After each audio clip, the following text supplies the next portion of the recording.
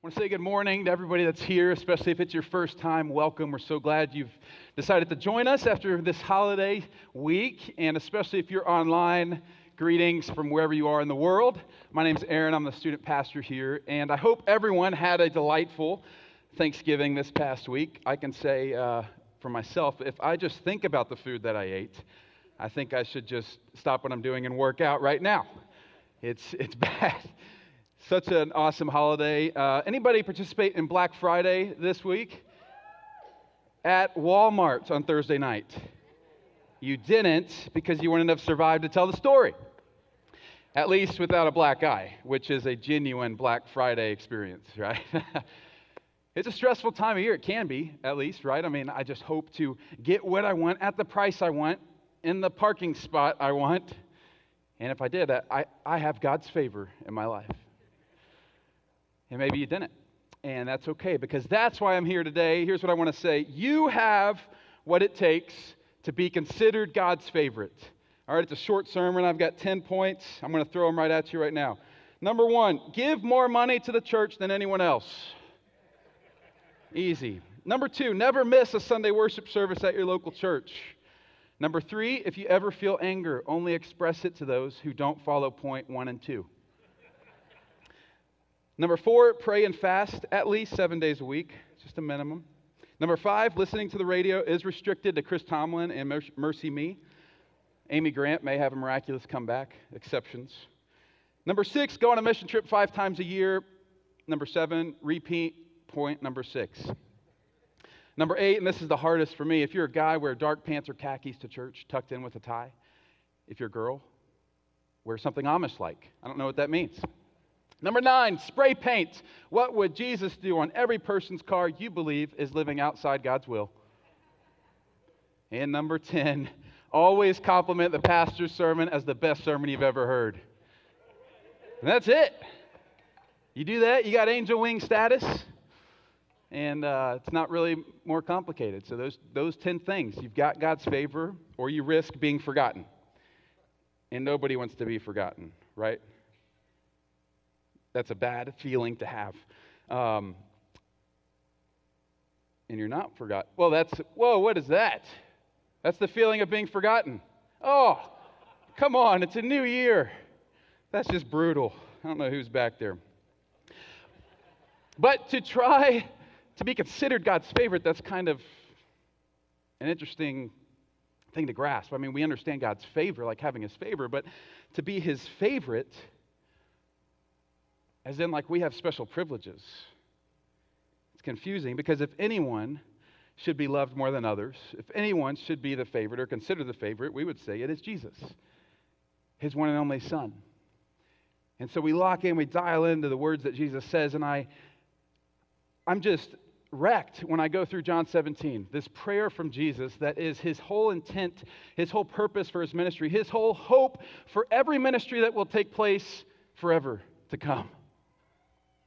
And He says in John 17:26, He says, Father, I've made you known to them. I will continue to make you known, in order that the love you have for me may be in them, and that I myself may be in them. If that's not completely clear, you just reverse 3 verses to 23. Jesus says, may they experience such perfect unity that the world will know you sent me, and that you love them as much as you love me. Like, that's unsettling because Jesus was always pleasing. And I know I'm not. How can you take such delight in me that I'm your favorite, the one you take the most pleasure in, when I don't even take pleasure in myself half the time? What does this mean? Here's what we know is, if I'm His favorite, that means I've got His attention, His provision, His satisfaction. I've got special privileges, which means I don't have to go through life being scared or insecure or angry or hesitant or jealous or discontent, because I've got the highest authority and power in all creation watching out for me. Not just watching out for me, but this means He's like zeroed in on me. Which means I give him the most pleasure, which means I can walk around with some serious swagger. You know what swagger is? I think we've got another image to show you what that is. Oh my gosh. Promise. I'm just proving a point, all right? It's just nice to be the favorite. This is a new year, guys. I know next week's a big game. The status could change. It's nice to be considered the favorite. And it's not so nice to be considered forgotten. Because forgotten is really the one that we associate most with through the experiences in our life. Maybe you're experiencing some sort of hurt right now, and you're like, God, do you hear me? Do you hear my prayers? With what's going on, with what's going wrong. I'm trying to do things right. Because to understand I'm the favorite is just hard, because favorites get what they want, when they want it, how they want it. Favorites just have success and abundance, like everything they touch turns to gold, and things just come easy for them. But I see my life, and things just aren't working in my favor.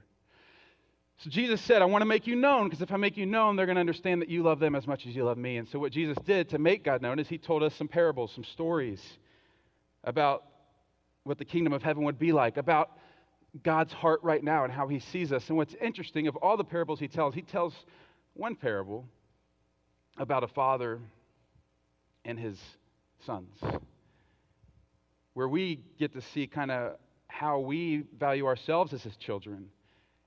And so though you've heard this story probably many times, I really want to dig into it in a new kind of way as we understand what is it like to understand favor and to live with favor and to think we have favor, but maybe don't. And so we're in Luke 15, 11 through 32. Jesus says, there was a man who had 2 sons. The younger one said to his father, Father, give me my share of the estate. So he divided his property between them. Not long after that, the younger son got together all he had. He set out for a distant country, and there he squandered his wealth in wild living. After he had spent everything, there was a severe famine in that whole country, and he began to be in need. And so he went, and he hired himself out to a citizen of that country who sent him to his fields to feed pigs. And he longed to fill his stomach with the pods that the pigs were eating, but no one gave him anything. When he came to his senses, he said, how many of my father's hired servants have food to spare, and here I am starving to death? I'll set out, I'll go back to my father, I'll say to him, Father, I've sinned against heaven, against you. I'm no longer worthy to be called your son. Make me like one of your hired servants. So he got up, he went to his father, but while he was still a long way off, his father saw him and was filled with compassion for him. He ran to his son, threw his arms around him, and kissed him.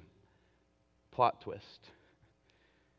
The son said to him, Father, I've sinned against heaven and against you. I'm no longer worthy to be called your son. But the father said to his servants, quick, bring the best robe, put it on him, put a ring on his finger, sandals on his feet, bring the fattened calf and kill it. Let's have a feast and celebrate, for the son of mine was dead, he's alive again, he was lost and is found. So they began to celebrate. Meanwhile, the older son was in the field, and when he came near the house, he heard music and dancing. So he called out one of the servants and asked, what's going on? Your brother has come, and your father has killed the fattened calf because he has him back safe and sound. Plot twist. The older brother became angry, refuses to go in. His father went out, pleaded with him, but he answered his father, look, all these years I've been slaving for you, and I never disobeyed. Yet you never gave me even a young goat so I could celebrate with my friends. But when this son of yours, who has squandered your property with prostitutes, comes home, you kill the fattened calf for him. My son, you are always with me, and everything I have is yours. Plot twist. But we had to celebrate and be glad because this brother of yours was dead and is alive again. He was lost and is found. Now, Jesus just told this crazy drama to some Pharisees, these religious rulers who believe they're clearly the favorite. But they see Jesus here eating, communing, celebrating with people that they believe should be forgotten. Like, these are disobedient sinners, Jesus. What are you doing? You're a joke. And he's like, let me tell you the story. So you can imagine their impact as they hear Jesus tell them, you're actually the ones who miss out on the party. And as they digest and say, wait a minute, this foolish sinner is your favorite? That's outrageous. And Jesus doesn't condemn them, right? I mean, he does want them to accept and value, like, look at who I favor. And you should favor the same, but he also wants them to come in and to experience this party themselves and to not resist. How are they resisting? Then that their focus, their perception, their direction was off.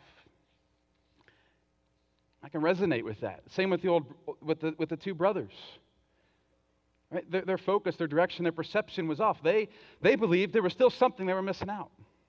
That was being withheld from them. Some experience that they both just couldn't wait to enjoy based off of what they've earned. That's how the story started off. And so the younger brother, he acts first. He's the bold one. He's like, I'm going to take what I earned right now.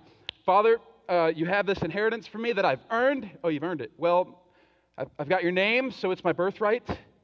I've earned it. Give it to me now. And his father does while he goes off. It's not the most warming thing to hear from a son. And as he lets his son go off and experience such pain, like it's one thing to be in famine, but then it's another thing to not have anything. And then when you try to get something, even the one who has, the pig farmer won't give you anything. And it's like, wait a second. If I really want to pry into how good of a father he is, couldn't he have stopped his son? You know, as he even considered, like, guys, why do you want your money now? Like, what, you're going to go spend it? You want to enjoy something? Let me tell you, I've got something better than that. You know, it's like for Christmas. Like you ask what you want for Christmas, and the father could have just said, wait, I've got something so much better than that for you, because what I have for you is better than anything you could ever deserve or earn. I just think, couldn't the father have said those words, and it would have changed his mind. It would have saved him. Because how is this indicative of a caring and protective father, to know the hurt and pain that's coming? I just look at my life, I do have that desire sometimes. I wished, man, instead of like that, I wish some audible voice would have came down and said, Aaron, don't do that. Don't spend your time that way. Don't spend your money that way. Watch out. But yet he doesn't. He allows his son to go through this pain. And you see the father's heart too, who's watching him, knowing that there's nothing out there that's going to be better or help him like his father can. And so as I dig into this, and I'm like, okay, we all know, or we've heard that, you know, he wouldn't be a good father if he didn't give us free will, if he just forced his love on us. Okay. But there's something else said about not just knowing your father's love, not just knowing he's giving you more than you deserve, but like feeling to your innermost being, he loves me more than I deserve. Because it's hard to understand his favor before we understand that we don't deserve it at all. And so the father lets his son go, and traumatic circumstances come, right? Eating with pigs. And his answer to that problem is, let me just get hired on somewhere else. He's still forgetting about his father. But when he remembers his father and he comes back again, thinking about what he deserved, he feels his father's favor because he knew he didn't deserve it at all. You can think about how riveting that is and how much of a sweet deal that is. Then you think from the older brother, right? The same initial feeling, I'm missing out, I don't have something, but I'm not going to be a fool. I'm not going to leave this place. He's dumb. He's going to miss out. I'm going to keep being faithful. I'm going to keep working hard and just know the reward will come that day. And I'll experience a party better than my younger brother ever wished he could experience away from this place. And what kind of party was that he was imagining? A young goat with his friends. And so to his dismay, he witnesses a party with much more than a young goat. A party with things like the best robes and ring and sandals on his feet. Music, partying, dancing, the best tender meat. As if it's for someone who's the best, and he responds in outrage because he knows that should be what I'm experiencing. And so he's broken too. Both brothers experience brokenness in this story, but this brokenness is like a hardness. And like talk about feeling far and forgotten. Like he's the one who should be forgotten, not treated as if he's the favorite.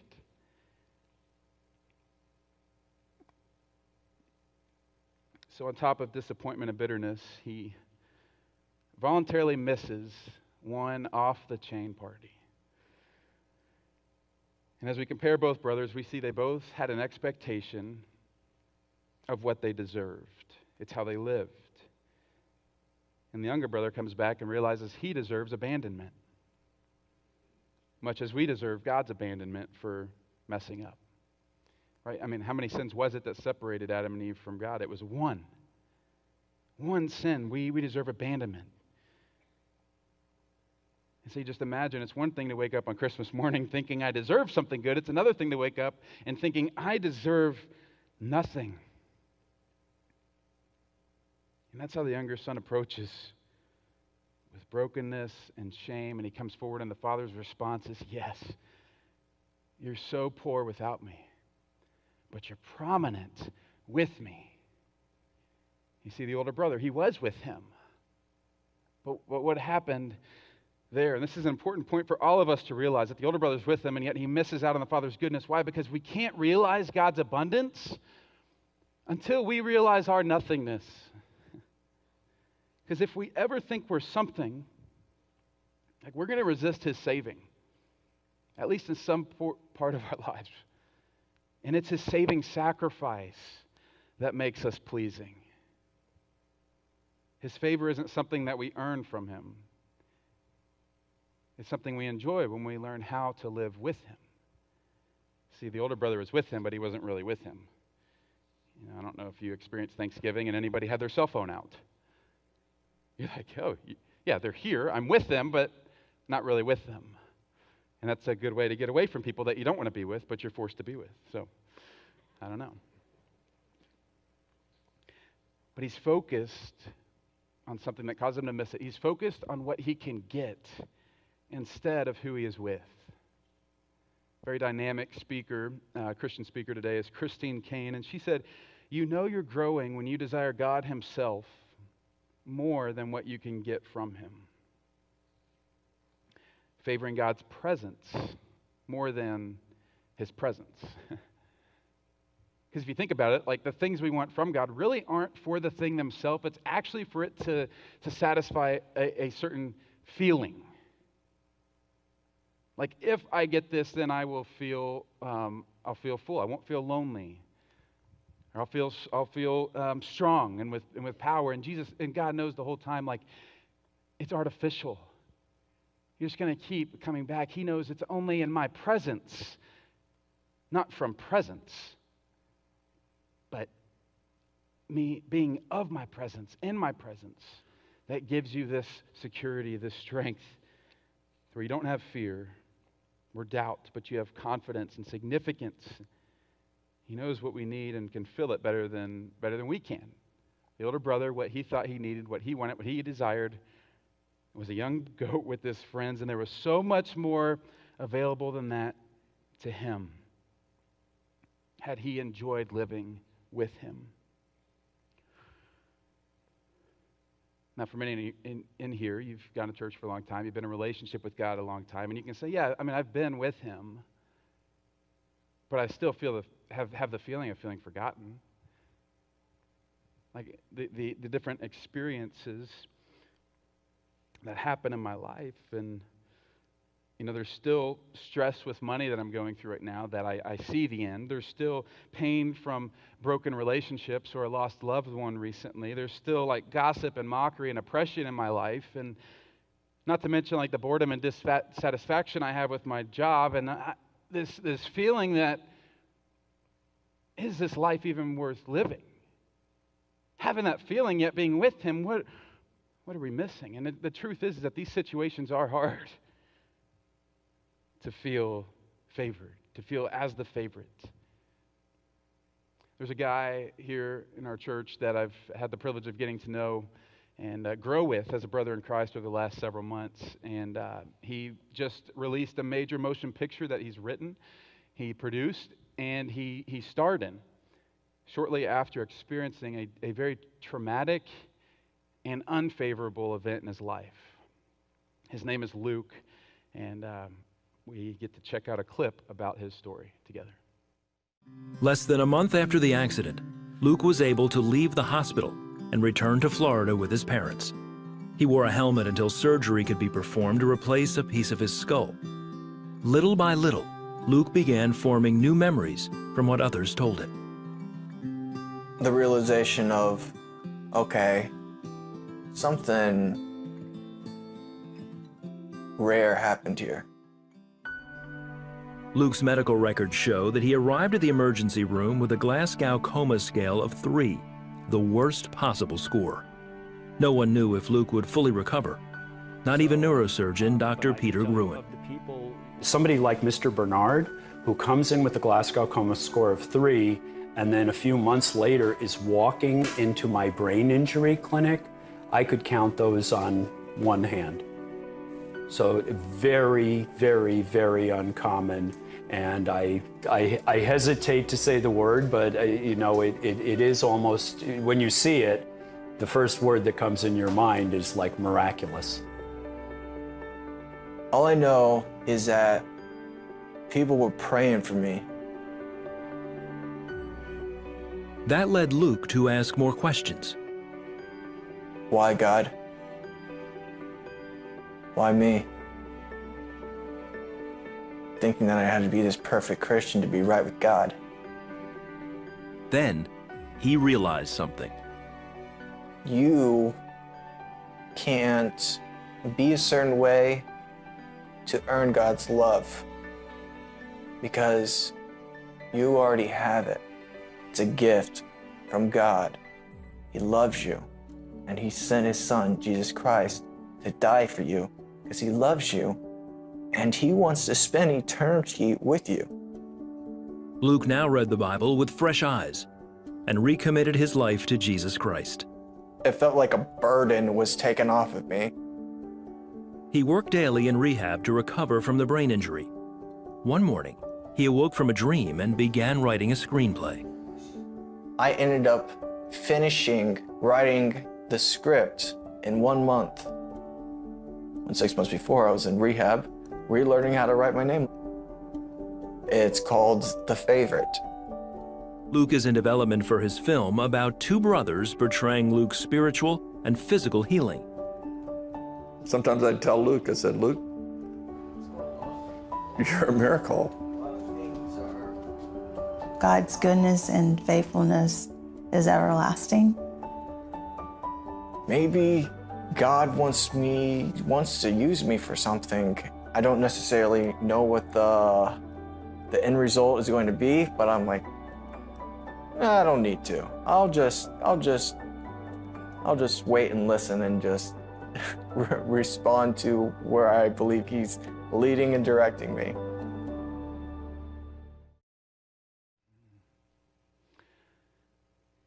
What I love about Luke's story is he could have seen these circumstances of this accident, right? Where he was already in a place, this was in California, his parents lived in Florida, and he was already in a spot of kind of distancing himself from his family, from this life of being with Christ. And he could have seen this accident and said, you know what? You've obviously forgotten about me through this accident, and now I have to learn to rewrite my name and learn to rewalk again. What kind of a favor do you have me? You would have protected me. But instead, the lesson he learned from this unfavorable event was somehow learning that I'm God's favorite, and so are you. How is that possible? As I got to see Luke's movie with him recently, he was sharing afterwards, and it was really interesting to hear that before this accident, spiritually, he was in this state of like, God, I just don't know if you're real anymore. I don't know if you exist. I don't know if you see me. So like show up, an angel, a prophet, something. And then this accident happens, an accident by which he can't really remember what happened. And so he likes to see the facts, and he shared that after getting out, he asked for the medical reports. Let me see the facts. Let me see what happened. By which he learns that those who have a GCS, a Glasgow coma scale of 3, and dilated pupils, when they're found on the scene, they're left to die. But he had a heartbeat, and so he gets treated. And then he learned that those who do get treated and happen to survive, 70% of those few that survive live the rest of their life in a vegetative state. And then he saw the records of x-rays with two broken vertebrae, fractured vertebrae. And then saw x-rays dated 11 days later that had no fractures at all. Like, talk about the facts. And he sees just God's greatness, his miraculous power through this whole story, and yet his response in knowing that he's favored just a few months after learning to write his name is I have to tell other people about God's greatness.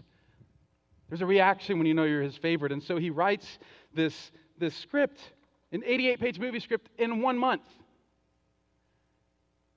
And then it gets picked up, it gets produced. He ends up playing the star role in it, and of all roles, he's the fighter, the UFC fighter of strength and confidence and victory through this story with star actors of John Schneider and UFC welterweight champion Tyron Woodley. It's like, wow. God's greatness on full display through someone who accepted God's favor and who didn't try to be something. He said at the end, God has something for me, but I don't have to know what it is. I just trust and learn and go forward. That's the spot kind of the younger brother was in the parable. Once he experienced the party of God's goodness, he never considered leaving his presence again because he knew nothing was better than that. And as he said in the clip there, he said a huge burden was lifted off of him through this realization. And I know Luke and his family and his friends would welcome you to also join them in praying as they're working for this message of God's greatness to go to theaters nationwide. But it proves a very important point for us. Because if we don't feel favored by God, we will forget about God and resist his blessing, his favor that he has for us as the Pharisees. And what we see in this story, what we know is that in unfavorable situations, it doesn't change God's favor. Having God's favor means we have his attention, that he's working on us and through us and for us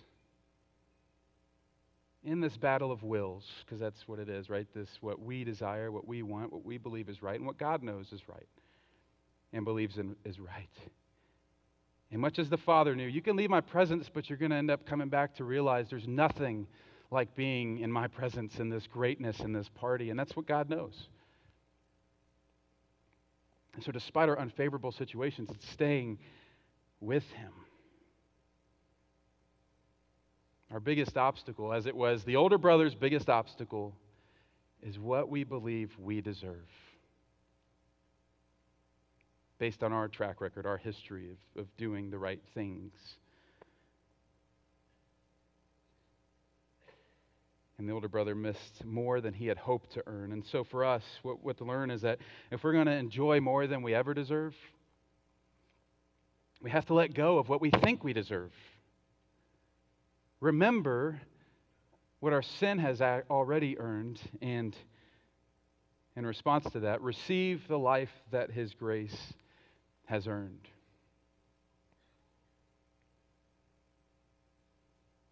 It's interesting as the disciples followed Jesus and they got to know God. And there's this interaction. I love this argument the disciples have between themselves. Which one of us can be the greatest? We care about being the favorite. We don't want to be forgotten. Like, who's gonna get the best seat in heaven next to you? And Jesus sees them arguing. And in Luke 9:48, he says to them, "Whoever welcomes this little child in my name welcomes me. For it is the one who is least among you all who is the greatest." It is the one who doesn't try to be something with their life. They don't resist my saving because it's my saving that makes them pleasing. It's being the least in knowing what, living each day, remembering what our sin has earned us. Because that's when we understand his favor. When we understand what we don't deserve at all. And we can live and make his greatness our everything. Jesus said, "Whoever welcomes a little child like this, the least of these, comparing the greatest to a small child. If we're going to live as the favorite, to live as a small child, you've seen a child. If you haven't, I've got 3 of them. You can see them after service. A 4-year-old girl, a 3-year-old boy, and a 1-year-old girl. And it does not fail every single day around 6 a.m. to expect the little boy running in and saying, "Come on, time to get ready, time to get ready. Get me dressed, Mom, get me dressed, get me dressed." Give us a few minutes. Then you hear just running around the house and singing, "Woo!" Jumping up and down like, what is he doing? Hannah, Cora, the same thing. They wake up with no weight of responsibility. Just excitement and enjoyment, and every single day to them is a party. That's what Jesus wants us to realize. You're his favorite. You have his attention. You have his protection. You have his provision and his satisfaction. So we take that and we absorb that and we live with that satisfaction and we live confident, we live boldly, we live without fear, we live with this joy and this freedom. Don't have to carry the weight or the burden. So as it's all said, forget about being something. Favor God's greatness as your everything.